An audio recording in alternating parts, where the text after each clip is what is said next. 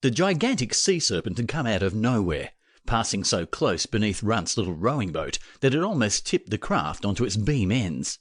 That wasn't the worst of it, though, for the knot at the end of the mooring rope had lodged itself between two of the serpent's huge scales, and then all hell really had broken loose. The rope tightened with a twang, the boat leapt forward as though fired from a catapult, and the sudden jerk almost tossed Runt over the stern. Now the boat was throwing out a huge curling bow wave as it sliced through the sea, towed towards the horizon by the unwitting sea serpent. Runt scrambled to the bow and poked his head over the side for a better look. The sight was not promising, for the creature was many times larger than his boat, with huge glittering scales and a lithe, powerful body. Fortunately, the serpent didn't seem to be aware of him, or the boat. Thus, he wasn't in any immediate danger. Runt glanced around for inspiration, but the sea was empty in every direction. The land of his birth had disappeared over the horizon, and the sea serpent was showing no signs of slowing down. Then, cursing his stupidity, he remembered the sword at his belt.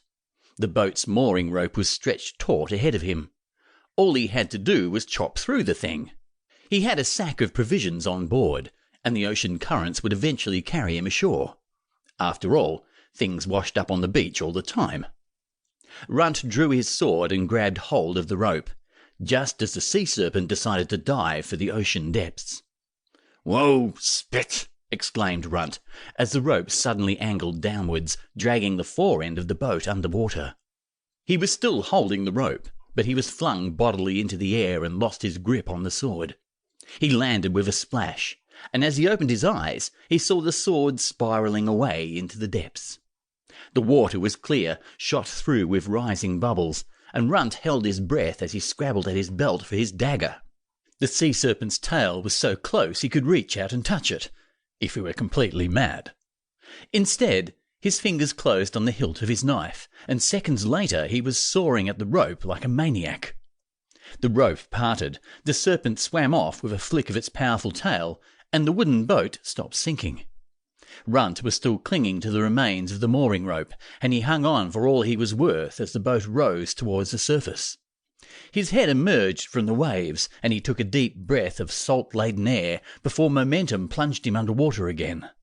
He could see the boat above him, capsized, the waterlogged sack of provisions still jammed under one seat.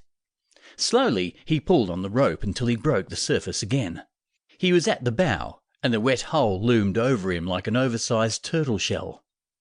Runt realized he had only one chance. He must right the boat, or he'd die. His fingers would weaken, and once he let go of the rope, he'd follow his sword into the ocean depths. It was easier said than done. The boat was heavy, waterlogged, and there was nothing to brace against. Every time he tried to push one side up, he'd be forced down into the water, desperately clinging to the rope for survival. And each time he kicked his way to the surface, he imagined what kind of tasty morsel he looked like to the creatures of the deep. The sea serpent, a passing shark, carnivorous jellyfish. His imagination ran riot with the horrible deaths in store for him. Then he had an idea. Instead of pushing one side of the boat upwards, why not use his weight to pull the other side down? The net result would be the same, after all. The wooden planks comprising the hull were rough and worn, and his fingers found purchase. Slowly he climbed upwards, expecting the boat to right itself at any second. Instead, he found himself sitting athwart the keel, legs splayed. It was uncomfortable, to say the least, but he was no longer in danger of drowning. Runt scanned the horizon, hoping the little boat had returned to shore while he'd been fighting for survival, but there was nothing in sight. The salt water had left him thirsty, and his stomach growled as he remembered the ham and the jug of fresh milk in the sack of provisions, but he was not yet desperate enough to try reaching it. After all, it was directly beneath him, and he'd have to go back into the water and make his way under the hull to reach the sack. Runt checked the horizon again, shielding his eyes from the afternoon sun, and his heart leapt as he spotted a white smudge. Was that land?